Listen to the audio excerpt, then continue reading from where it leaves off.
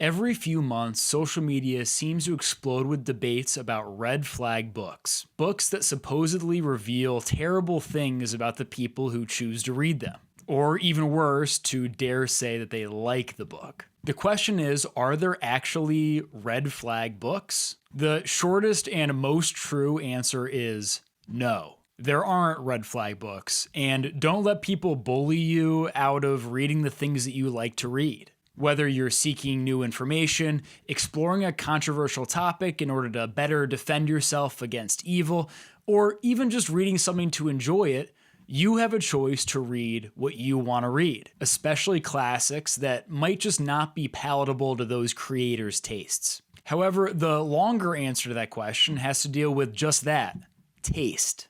At best, a statement affirming the idea of a red flag book is really just a declaration of taste. And just to be clear, there are a number of instances where even great writers have been turned off, upset, or even disgusted with the taste and work of another great writer. So is it petty? Yes.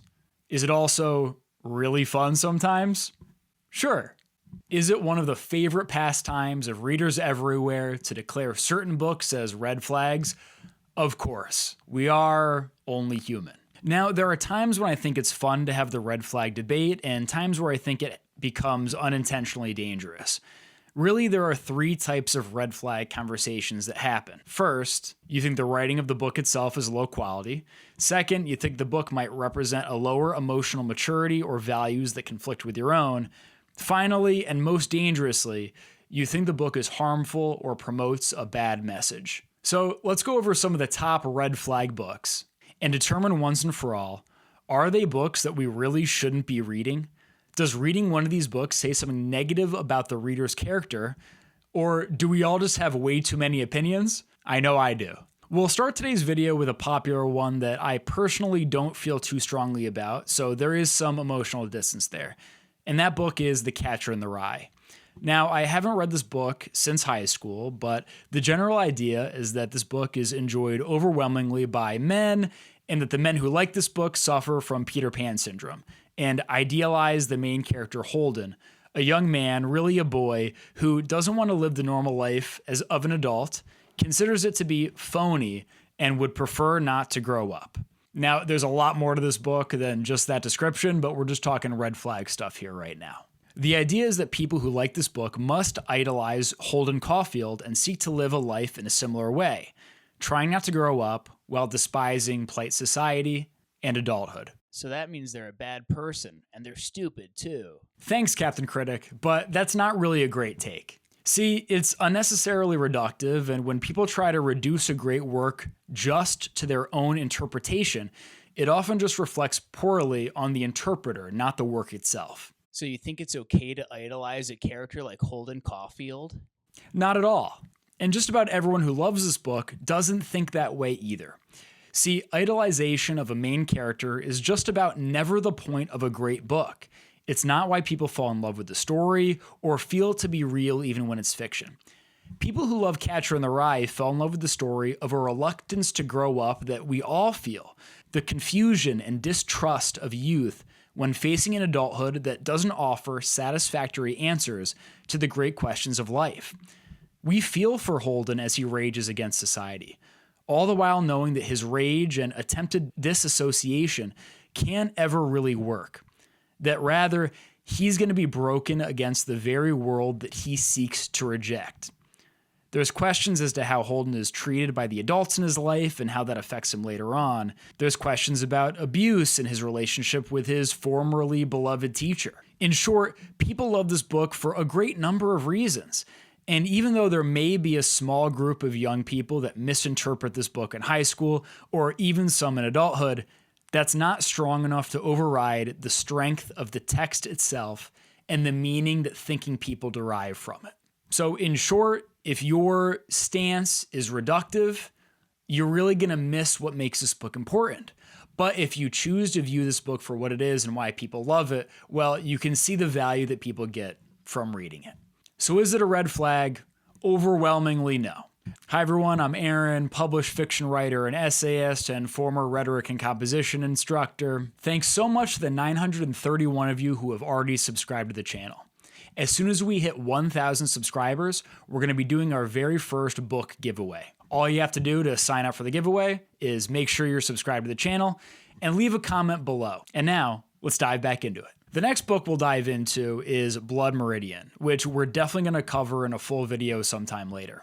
Now, really, you could say any book by Cormac McCarthy is a red flag, and I've seen people make that argument, but this one is considered his masterpiece and gets a lot of attention for good reason. When it first came out, critics tried to cancel Cormac McCarthy, going after him in all sorts of ways, saying that nobody should ever read this book, it was terrible, all the insults you can think of. But not 20 years later, by some of those very same critics, it was considered to be one of the greatest works of Western literature.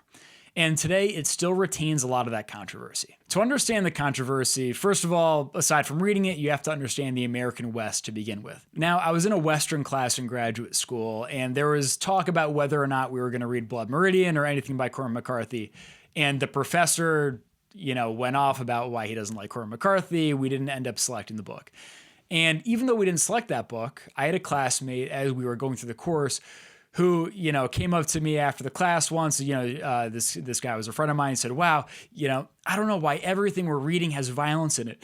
This text is so violent and I want to know more about American history than just the violence and the machismo and this, that, the other thing. And that stance really confused me because of the part of the world we were looking at and the time in history that we were looking into. Well, he was right to complain. Any book that has violence in it is promoting violence. Don't you know that we live in a post-violence society? There's no reason to be exposing ourselves to these terrible things anymore. Well, that's not so, Captain Critic. In fact, in the United States, and especially within the university, we've become so isolated from the harsh realities in the world and the harsh realities in the past that we're often unprepared to account for them in our own idealistic views of how the world should be. In Blood Meridian, McCarthy gives a full account, no holds barred, no atrocity withheld, of our own history. He doesn't give us what we want to see, he gives us what was. This text is not promoting violence, it's acknowledging it. It is a reminder, like the shadow that follows along the wall behind our very spirit, behind our declarations of equality and society.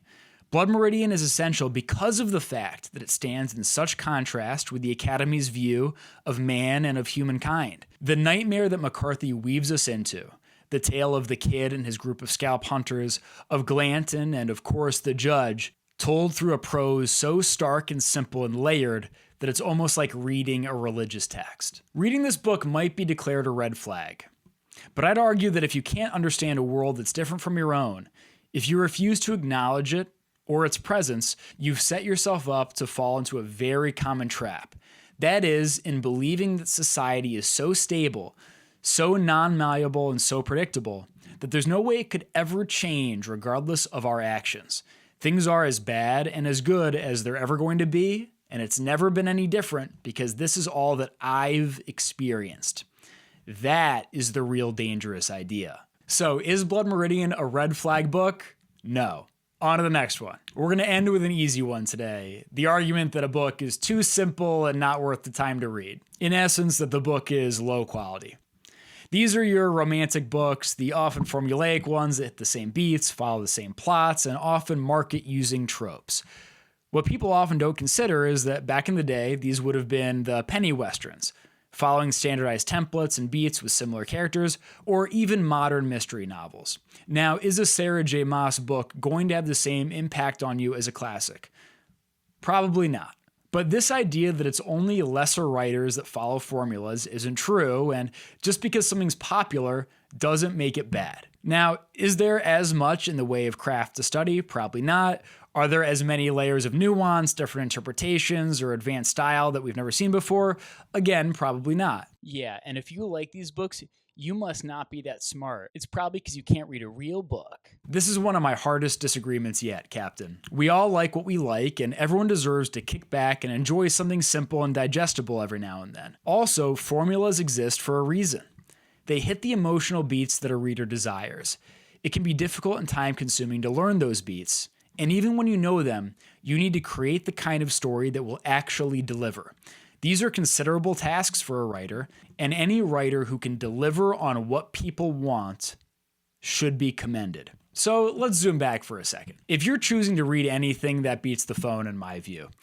You don't need to prove anything to anyone, but at the very least, you're proving, even to yourself, that you can put social media down, pick up that carefully bound stack of papers, and put the effort in to digesting what's on those pages. Wow, that was a pretentious way to say reading a book. Well, you got me there, Captain. So these are the 3 most common declarations, we'll call them, of red flag books. Of course, there are many others, though, and if I can leave you with one thing, it's this.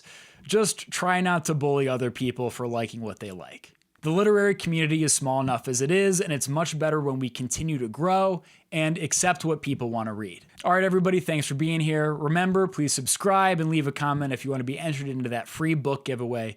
Everybody make sure you're drinking enough water and getting enough sleep, and I'll see you next week. Take care.